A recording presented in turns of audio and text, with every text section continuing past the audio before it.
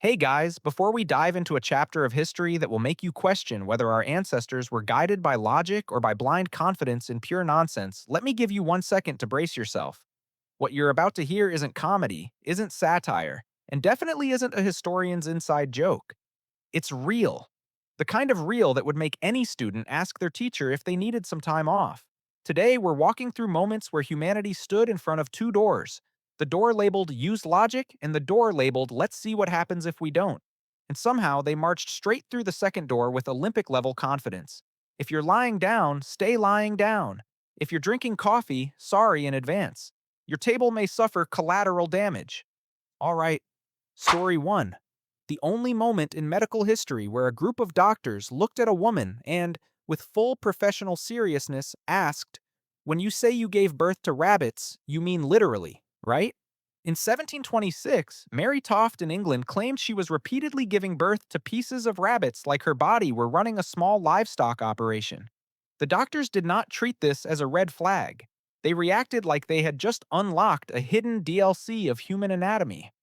One royal physician even took notes at the speed of a freshman desperate for extra credit.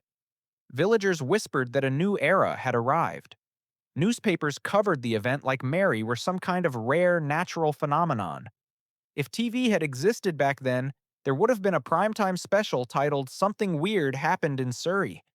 The truth, unfortunately for the medical field, was much less magical. Mary had been hiding rabbit parts and having someone sneak them into the room. When the scheme fell apart, the doctors left with the speed of people trying to avoid a meeting with their supervisor. History leaves us with one massive question. How did an entire medical establishment fall for this? 2. This is the kind of story that proves some ideas should only exist for the first 5 minutes of a meeting, right before everyone calms down and regains their sanity. In the mid 19th century, a man named George Hull came up with an idea that was equal parts mischievous. And, sir, do you not have a job? Carve a giant stone man, bury it, and watch the entire country lose its mind. What should have been a silly stress relief prank somehow turned into a full-scale project with the commitment level of a federal infrastructure plan. Hull hired stonecutters to sculpt a 10-foot ancient giant, carved with so much detail it looked like a prehistoric bodybuilder. Then he buried it on a relative's farm and waited. It didn't take long. A crew digging a well hit a stone foot, and suddenly, Cardiff became the hottest tourist attraction within several states. Professors showed up to analyze the prehistoric posture. Newspapers announced the discovery like it were the American Rosetta Stone. And the landowner, Stub Newell, started selling tickets with the speed of a man who had dreamed of this moment his entire life. When Hull eventually confessed it was all a public gullibility experiment, the people who believed hardest also went the quietest. Stubb, meanwhile, kept his entrepreneurial spirit fully intact. And the Cardiff Giant entered history as proof that if something is big enough, weird enough, and buried in the right spot, humans will build an entire narrative around it without blinking. 3. Sometimes science has days that feel exactly like a classroom where someone gives the wrong answer so confidently that nobody wants to correct them. The Piltdown Man is the gold medal example of that phenomenon. In the early 1900s, Charles Dawson showed up with a fossil he claimed was the missing link between humans and apes. The phrase missing link hit the scientific community like news of a surprise research grant. Suddenly, everyone was excited for no rational reason. The fossil looked exactly like something you wanted to believe: a human sized skull, an ape like jaw, and most importantly, it was found on English soil, convenient for scholars who really wanted Britain to have its own VIP chapter in human evolution. Newspapers praised it, researchers analyzed it, museums built shiny new displays like they were unveiling a celebrity guest. Reality, unfortunately, was much less glamorous. The fossil was a handcrafted mashup of a medieval human skull and an orangutan jaw. The teeth were filed down. The bones were treated with chemicals to look ancient. This wasn't evolutionary evidence. It was an arts and crafts project with excellent commitment. It wasn't until the 1950s, when better bone dating techniques came along, that the truth spilled out. The fossil was so young it practically qualified for a library card. Scientists had to walk back years of conclusions. Piltdown Man became a classic reminder that human intelligence is sharp, but sometimes hope is sharper, convincing people to believe what feels right instead of what is right. 4. Some legends aren't born from mystery. They're born from two bored men looking at a field and saying, well, we've got nothing better to do tonight. That's exactly how crop circles began, the trend that kept England and the international UFO community wide awake for two full decades. Starting in the 1970s, giant perfect circles began appearing overnight, so clean and symmetrical they looked like someone used a cosmic compass to draw them. The press went wild. UFO researchers stared at the shapes and confidently declared them interplanetary communication. Farmers, meanwhile, only wanted to know who stomped their wheat so they could send an invoice. While the world analyzed every curve and swirl, Doug Bauer and Dave Chorley, two middle-aged guys with extremely flexible evening schedules, were, bus- were busy asking a single question. Do you think we could convince people aliens are into geometric art? Armed with wooden boards, rope, and a flashlight, they marched into the fields and started creating like they were doing late-night agricultural aerobics. And the results? Better than they ever dreamed. People believed, millions believed. So much so that when Doug and Dave publicly confessed in 1991, some UFO experts still insisted the two men were just decoys, hired to cover up the real extraterrestrial artists. And just like that, two bored blokes accidentally created one of the longest running plot twists in modern British pop culture. 5. Some nights in America only require one convincing voice to flip the mood from everything is fine to find shelter immediately. The 1938 War of the Worlds broadcast was one of those nights. Orson Welles opened the program with a fictional news report about Martians invading Earth. For listeners who tuned in from the beginning, it was theater. But for the people who switched the stations a few minutes late, it sounded exactly like an emergency government bulletin, the kind that interrupts your evening right after you've made your coffee.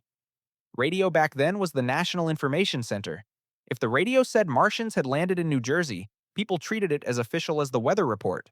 Families packed bags in 5 minutes, as they had trained for alien invasions their whole lives. Phone lines melted.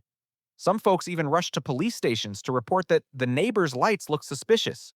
A few families jumped into their cars and sped toward the countryside because they assumed Martians probably prefer cities. Others gathered in churches, asking pastors whether the Bible mentioned anything about heat rays. When the program ended and Wells stepped out to apologize, half the country was still frozen as they had just made life decisions based on something that didn't exist. The incident became the ultimate proof that if you tell a story with enough seriousness, you can make an entire nation switch to interplanetary defense mode. 6. This is the kind of wartime story that proves the most effective plans sometimes sound like a spy movie script written at 3 a.m. by a freshman. In 1943, the British needed Germany to believe the Allies would invade Greece and Sardinia instead of Sicily. No advanced codes, no high-tech gadgets, just a corpse and a briefcase. The plan worked like this. They found an appropriate body, dressed him in a Royal Marine uniform, built an entire identity from scratch, and stuffed his pockets with evidence for a fake operation. Movie tickets, restaurant receipts, a photo of a girlfriend, the carefully curated belongings of a mildly boring soldier living a convincingly average life. All of it was crafted so Germany would think they'd stumbled onto a leak straight from Allied headquarters. The body was then released into the waters off Spain, where German intelligence had a habit of treating anything that washed ashore as a gift from the sea. And right on cue, they took the bait completely. Germany shifted its forces in the wrong direction, while the Allies invaded Sicily with the ease of a summer road trip. The mission was so successful that after the war, even the grumpiest intelligence experts had to admit one thing. Sometimes history turns not because of weapons, but because the enemy swallowed a really good story. 7. There are moments in American pop culture that make you wonder whether the entire country was being serious or just testing how far collective belief can stretch. The 1995 Alien autopsy video was exactly that moment. A grainy black and white clip aired on TV showing an alien dissection that looked like it was filmed in someone's garage but was introduced with a level of solemnity nobody asked for. People were hooked instantly. The operating room looked like a place you'd fix a lawnmower. The doctors wore gloves like they were about to change a light bulb. And the creature on the table looked less like extraterrestrial evidence and more like a Halloween prop someone bought on clearance on November 1st. The funniest part was this. The less professional it looked, the more convinced some viewers became. A few insisted it was undeniable proof.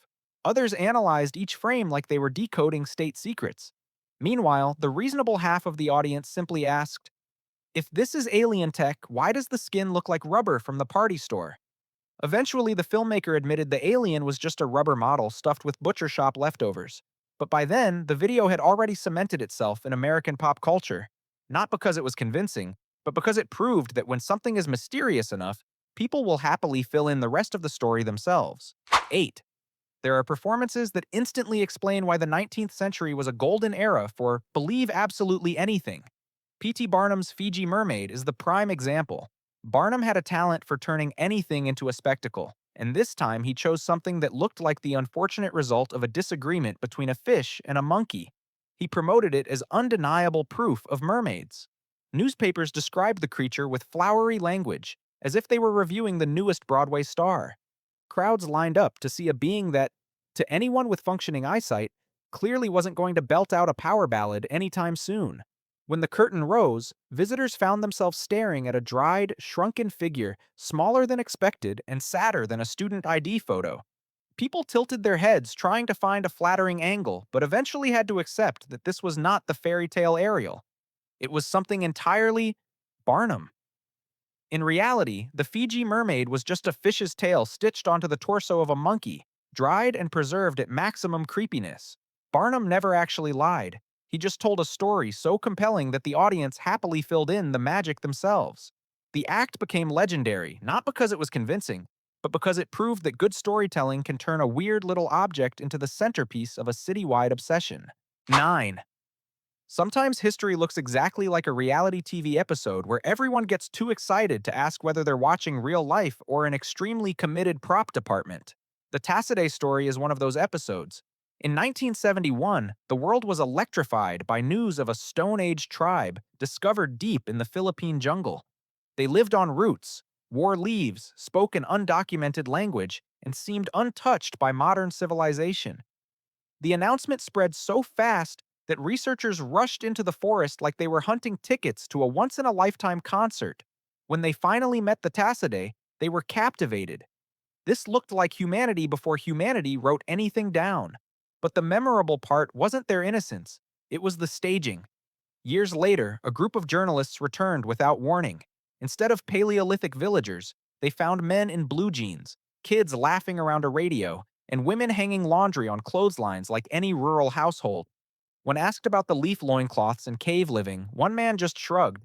Someone had asked them to act traditional for the researchers. There was no untouched prehistoric tribe, just a polite community doing a reenactment based on a verbal agreement.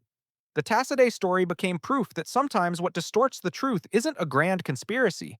It's our overwhelming desire to witness something extraordinary. 10. History sometimes feels like a movie casting call nobody remembers announcing. Princess Caribou walked into it perfectly. In 1817, a mysterious young woman wandered into a small English village speaking a language no one recognized, acting with just enough theatrical grace to convince people she was definitely not from around here.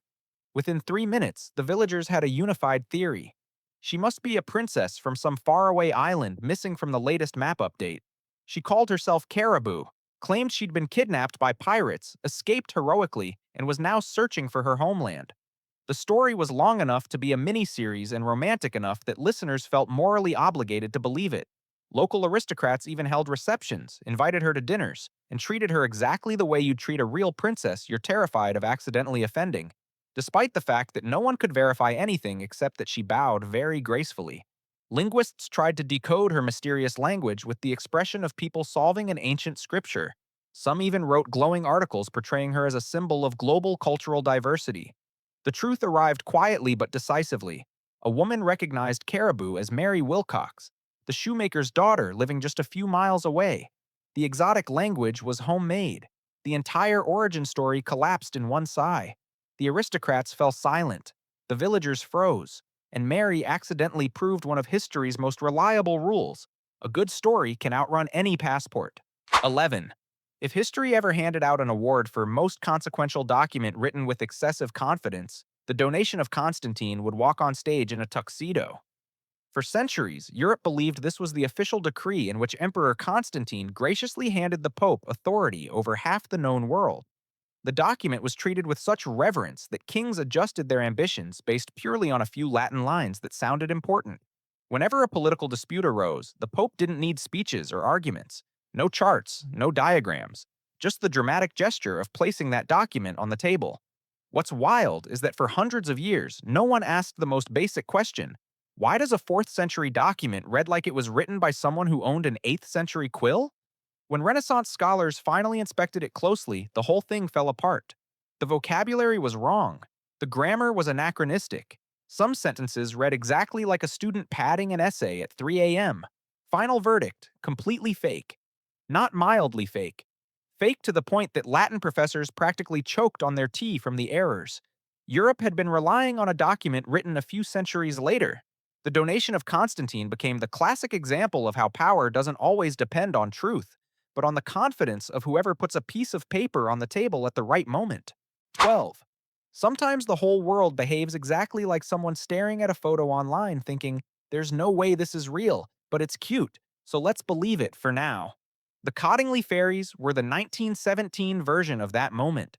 Two girls in Yorkshire used scissors, cardboard, and the kind of creativity adults never see coming to create photos of themselves posing with fairies. If you look closely, the fairies have the stiff posture of children's book illustrations taped in place. But the surprising part is how eagerly the world chose to ignore that detail. Newspapers ran the photos on front pages. Grown adults debated them with the seriousness of a national budget meeting. And most memorably, Sir Arthur Conan Doyle, the father of Sherlock Holmes, the most logical detective in literature, became the biggest believer of all. He hoped the photos would open a new door for spiritual science, but in the twist of the century, the creator of logic himself failed his own logic test. For decades, the fairy photos were treated as evidence that the world still held deep mysteries. Only when the two girls grew up and admitted they used pins, paper cutouts, and imagination did the public finally laugh, realizing they had been defeated by a children's craft project. The Cottingley Fairies remind us that sometimes people prefer a beautiful story over an accurate one, especially when the cardboard wings look magical enough. 13. There are some schemes that make you pause and ask, how confident do you have to be to even attempt this? Clifford Irving's stunt belongs firmly in that category. In the early 1970s, he announced he was writing the official autobiography of Howard Hughes, the billionaire so reclusive that Americans joked Bigfoot was easier to interview. Irving presented handwritten letters, signatures, and personal documents, all forged with such polished precision that several editors believed him without bothering to double-check. The publisher eagerly paid a hefty advance. Newspapers prepared front-page headlines. For a moment, it looked like Irving had pulled off the impossible, convincing Howard Hughes to step out of hiding. One problem: Hughes had absolutely no idea he was writing a memoir. When he finally responded, he did it in the most Hughes-like fashion imaginable. A remote press conference by phone. No cameras. No public appearance. Just a distant, tired voice stating, with the emotional warmth of a tax audit, that he had never met Irving and had nothing to do with the book. From that point, the entire scheme collapsed like a house of cards built out of wishful thinking. Irving was exposed, the publisher was humiliated, and the public was left wondering what stranger: the forged memoir itself, or the fact that a single phone call was enough to vaporize the whole operation. The story stands as proof that you cannot impersonate the most elusive man in America, especially if he decides to deny it at exactly the right moment. 14. If there was ever a moment proving that extreme fandom can temporarily delete a person's ability to think, this is the one. In the late 18th century, a young man named William Henry Ireland decided the world needed more Shakespeare. And instead of waiting for inspiration from a writer who had been dead for 2 centuries, he chose the faster option: write a play himself and slap Shakespeare's name on it.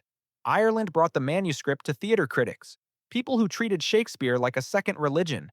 Shockingly, instead of raising an eyebrow, many of them welcomed the script as if it were a freshly unearthed time capsule. A major theater even staged the play, Vortigern and Rowena, with a level of excitement that bordered on reckless optimism. Opening night was a packed event. The audience buzzed, ready for a new masterpiece. But halfway through Act 1, people were already tilting their heads in that universal expression of something feels off. By Act 3, laughter broke out in places where absolutely no laughter was intended. By Act 4, the actors were fighting to keep a straight face while the entire theater roared as if they were watching a comedy sketch. Eventually, Ireland confessed the truth. The play was entirely his. No Shakespeare involved. The episode became a timeless reminder that when people worship a genius too much, they'll sometimes mistake a mediocre imitation for bold artistic innovation. 15. If you've ever worked with a coworker who loves pulling pranks at exactly the wrong time, rest assured, the 18th century produced a far more chaotic version of that coworker. His name was Professor Johann Beringer, a researcher so enthusiastic that he believed every stone he dug up was trying to tell him a story. Beringer began discovering bizarre fossils, tiny lizards, miniature birds, even neat Hebrew inscriptions carved right into the rock. The only thing missing was a little price tag.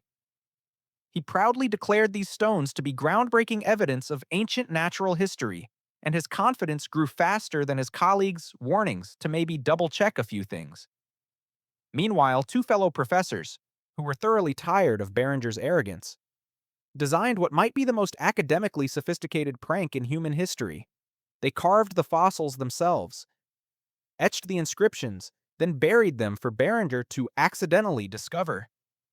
Their masterpiece prank? A stone with Beringer's own name carved in Hebrew, as if the universe had signed an autograph just for him.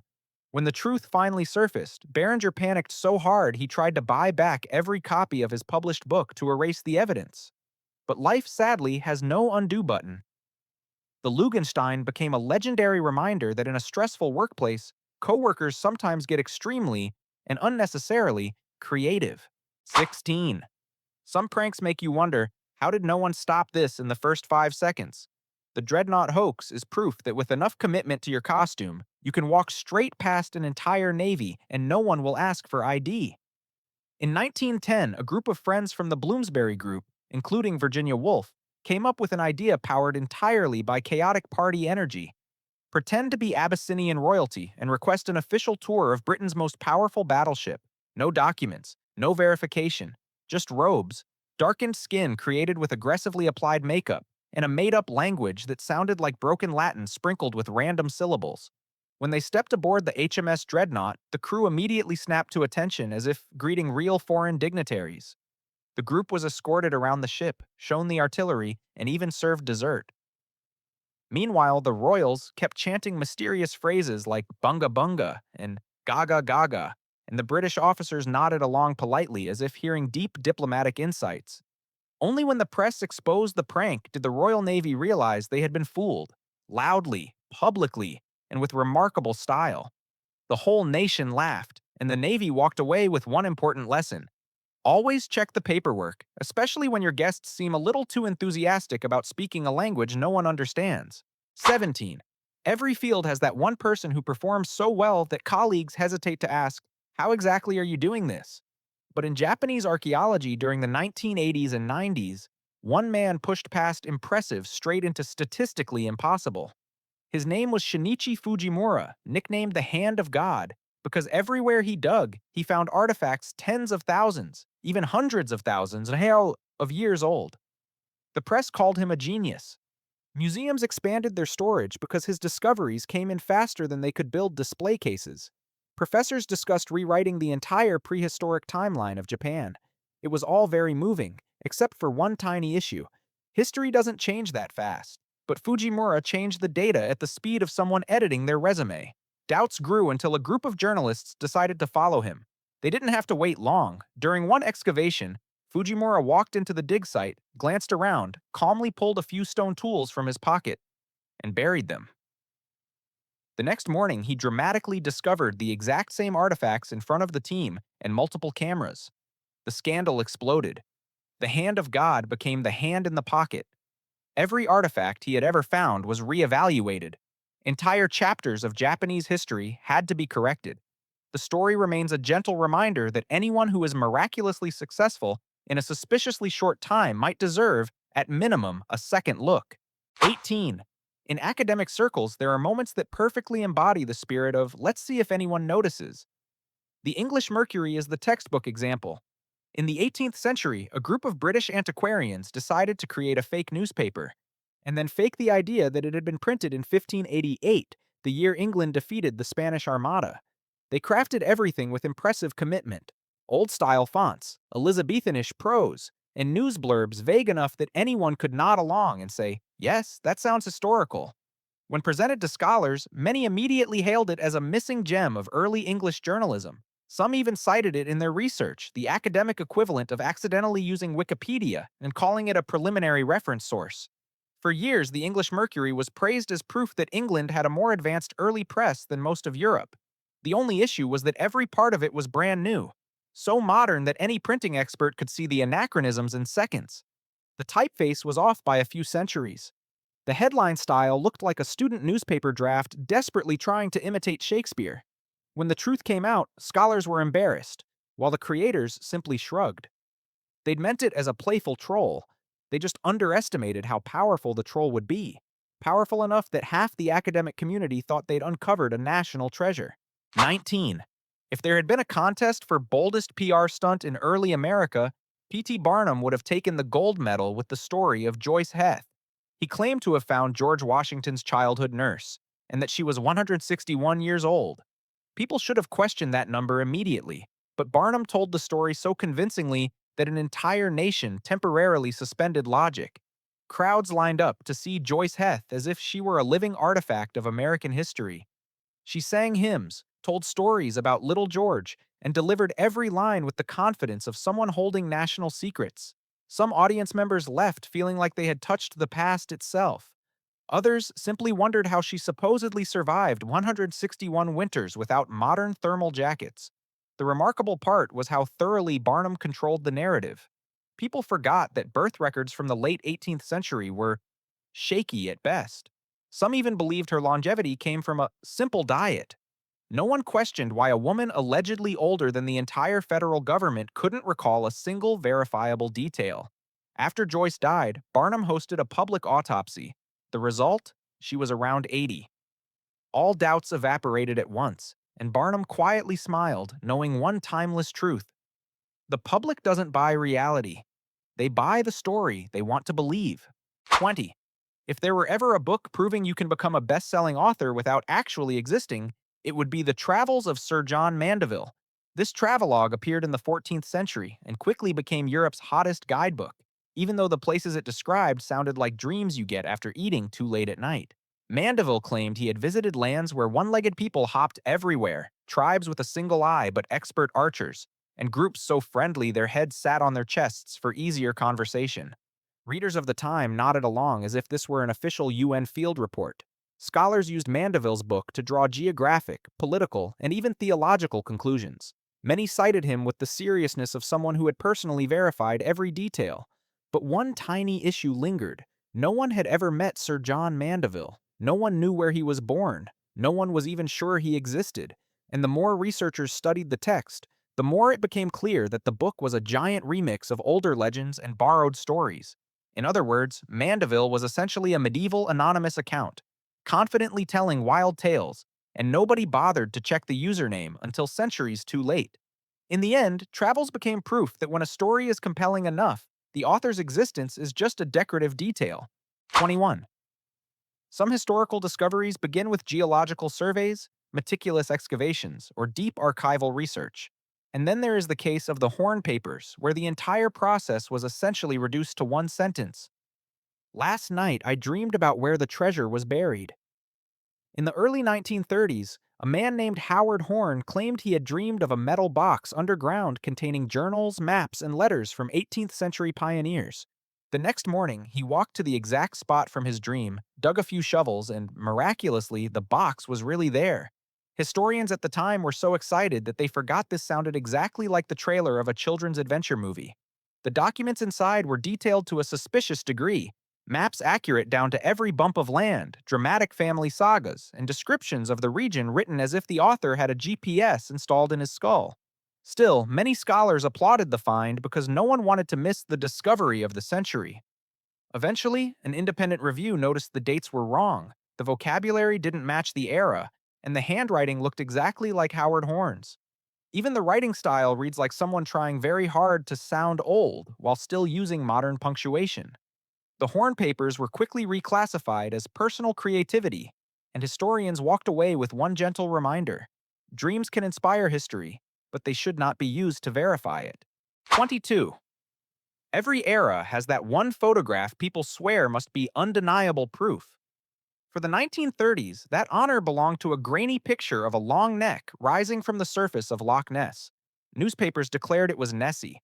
The public agreed instantly, with the same enthusiasm people now reserve for sharing cat videos.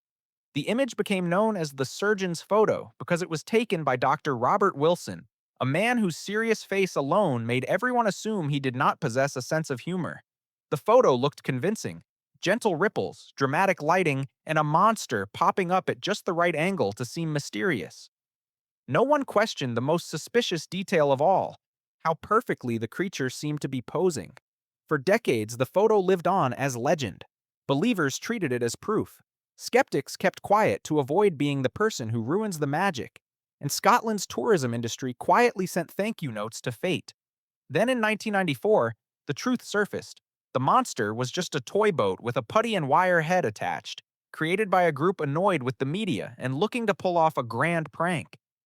Nessie's majestic reputation had been built on something that wouldn't even win a middle school science fair. The surgeon's photo remains the perfect reminder that sometimes the biggest mysteries are only as tall as a toy boat. 23. If any writer treated reality as a suggestion rather than a boundary, it was Edgar Allan Poe. And in 1844, he decided to test a bold hypothesis. Could a single news story shock New York enough to make the entire city rise from its breakfast tables? Poe wrote an article claiming that a team of adventurers had just flown from England to America in a hot air balloon in only 3 days, faster than 21st century express shipping. The story appeared in the New York Sun, fully polished, complete with witnesses, technical descriptions, and even dialogue. It was so serious that if Poe lived today, he would win every clickbait award in existence. New Yorkers read it and believed instantly. Some ran to the harbor, hoping to see the giant balloon ship. Others discussed whether future passengers might cross the Atlantic in a wicker basket hanging under a floating sphere. Rival newspapers panicked, convinced they had been beaten by a breakthrough both absurd and weirdly convincing. 2 days later, Poe admitted the whole thing was fictional. New York exhaled with a sigh loud enough to be heard from New Jersey, and Poe simply smiled, having proved one inconvenient truth. Sometimes all it takes to send an entire city into a frenzy is a story exciting enough and a pen with no fear. 24. Major museums often assume they're immune to hoaxes, but history occasionally taps them on the shoulder and whispers, "No one is safe," especially when the artifact looks too perfect to question. In the early 20th century, the Louvre purchased a golden crown said to belong to a Scythian king, so dazzling that you could practically hear three curators fighting over who got to approve the acquisition. The crown had everything a real ancient treasure should: intricate motifs, scenes of ancient battles, and the kind of regal shine that makes your living room feel underdressed. Louvre experts proudly showcased it as though they had just excavated a long-lost national treasure. There was only one problem: it was brand new. Not remarkably well-preserved new. Freshly crafted new. Israeli goldsmith Israel Ruchamovsky had made it as a gift for a friend and never imagined it would slip into the antiquities market and land directly in the hands of people extremely motivated to believe they had acquired a masterpiece of antiquity.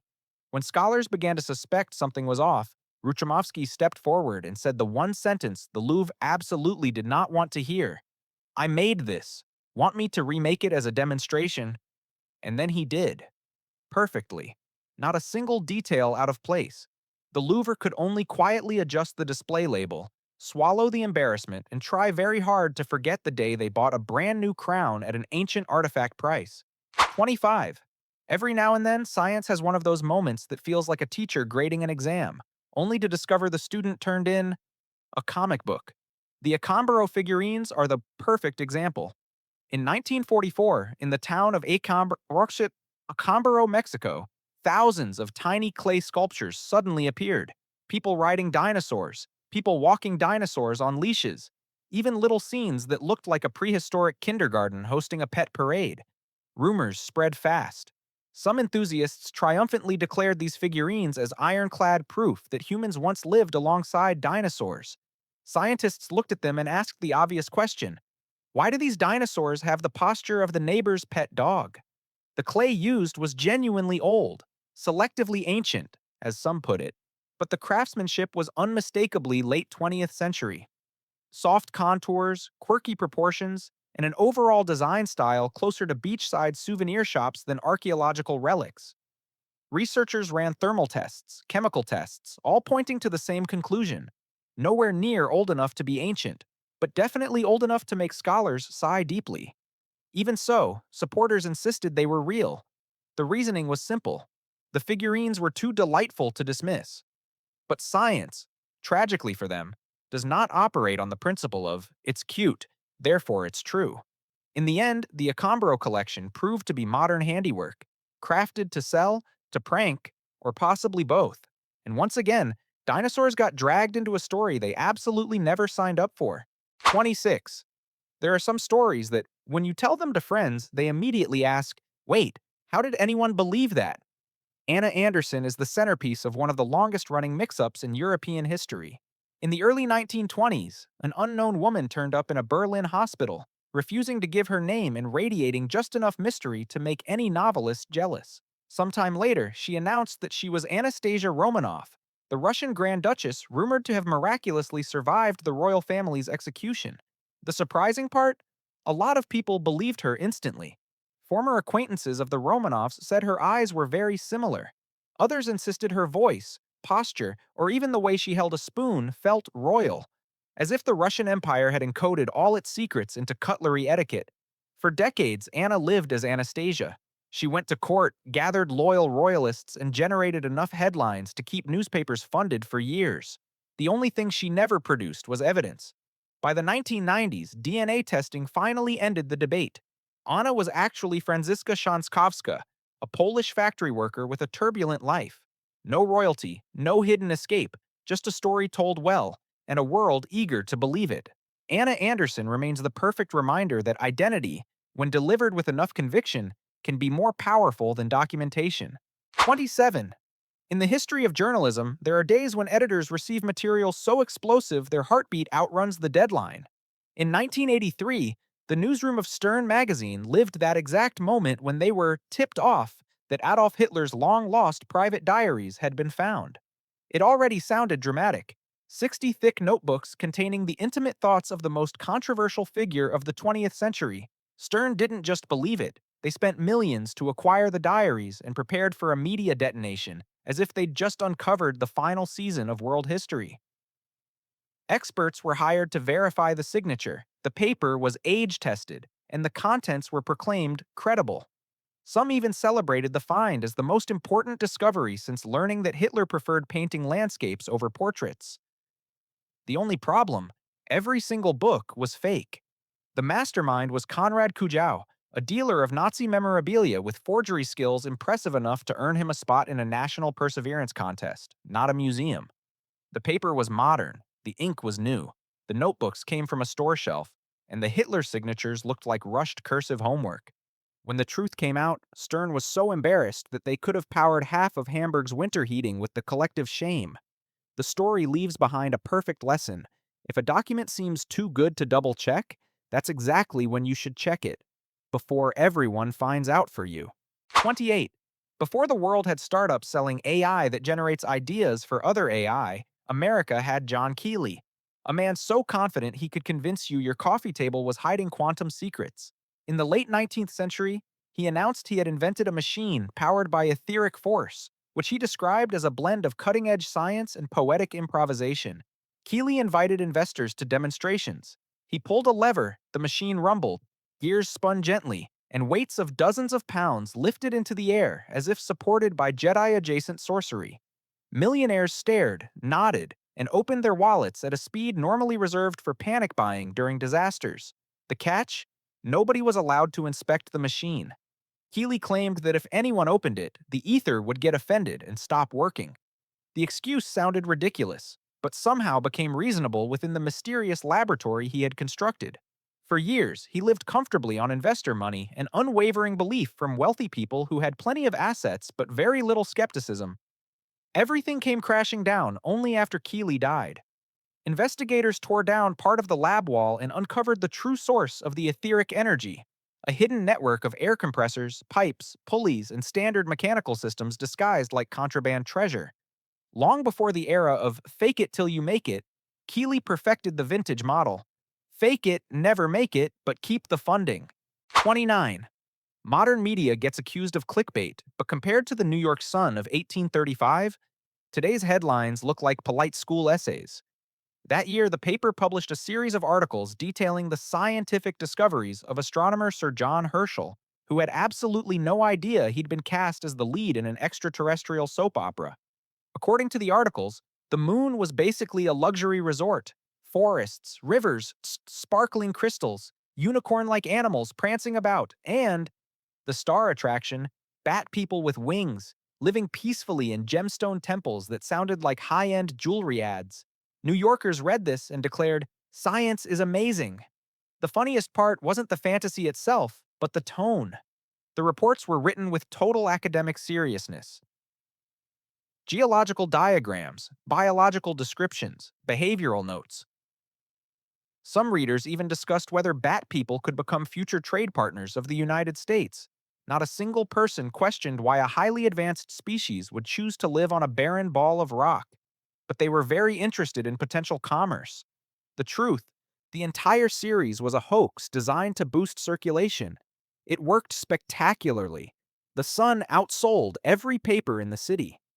Meanwhile, Herschel, quietly doing his research in South Africa, could only shake his head upon learning he'd discovered lunar bat civilization. The Great Moon Hoax remains the perfect reminder that 19th century journalism didn't just report the news. Sometimes it built an entire fictional world and then covered it like breaking science. 30. By the end of the 20th century, humanity had supposedly leveled up. We were no longer fooled by moonbat people, lake monsters, or machines powered by mysterious, unnamed energy. And then the internet arrived and proved that human gullibility wasn't gone. It was simply waiting for better Wi-Fi. In 1998, a website proudly introduced the Pacific Northwest tree octopus, a species of octopus that lived in forests, climbed trees, used its tentacles like monkey bars, and was endangered due to urban development. The site had photos, scientific descriptions, distribution maps, and even notes that the octopus could change color to blend into pine needles. And the best part? Tons of people believed it. Students wrote environmental protection reports. Teachers included it in biology lessons. Online forums argued passionately about how the octopus survived Washington winters. No one paused long enough to ask the most basic question: how does an octopus live miles from the ocean without becoming seafood jerky? The truth, the site was created as a reading literacy test, a way to see if people could distinguish fact from fiction. The results were humbling. The tree-dwelling octopus became a mascot of the new era, a world where you have infinite information at your fingertips, but are most likely to believe the things that cannot exist. Looking back at 30 hoaxes across history, one conclusion is both funny and slightly painful. Humans haven't gotten smarter. We just get fooled by faster technology. From tree octopuses to share this or something bad will happen messages, hoaxes don't disappear. They just update. If you want more stories that make history feel like a centuries-long sitcom, hit subscribe and drop a comment. Which hoax once had you totally convinced I'm waiting?